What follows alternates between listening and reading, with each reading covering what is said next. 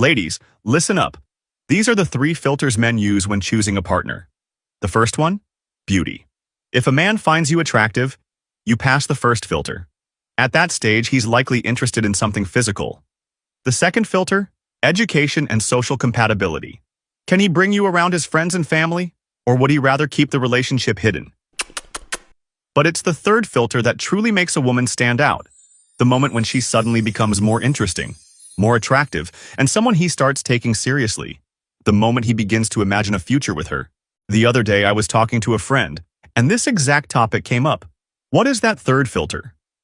Beyond physical attraction and shared values, what's the thing that makes a man say, "This is the woman I want to be with"? The first example that popped into my mind was Mandoka, a stunning, elegant woman who easily passes the first 2 filters. But here's what makes her different.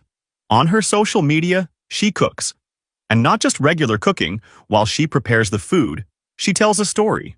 The ingredients become characters, and the dish is the plot twist. That's what makes her stand out. She passes the third filter. So does that mean the third filter is cooking? Being a traditional woman? No, that's not it. But here's another hint. See if you can figure it out before I tell you. Another example is Ivana, a girl who looks like Snow White.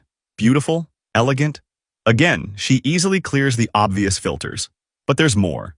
She dances ballet, writes, and publishes books about pirates. She glides through the third filter like butter. Wait, so the third filter is dancing? Does she have to be extremely feminine? No. While feminine women have their charm, so do those with a more masculine energy. That's not it either. The third filter is something any woman can have, but very few actually do. Is it having a big social media following? No, not at all. All right, here's the last hint before I reveal it. We talked about another friend of ours who also passes the third filter. She has a normal, boring job as a lawyer. It's not her passion. But that's just her life from 9 to 5. After work, she transforms. In the evenings, she rehearses for a small local theater production, and every weekend she performs. Nothing extravagant, just a secondary role in a small play. But she loves it.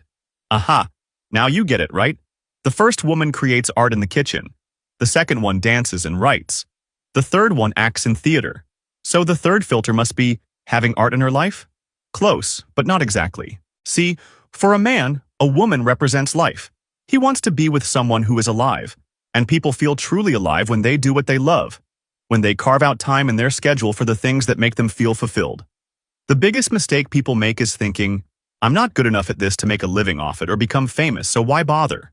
And they abandon the thing that once brought them joy. They deprive themselves of something that used to make them happy, something that made them feel alive and gave them so much joy. If you love theater, do theater.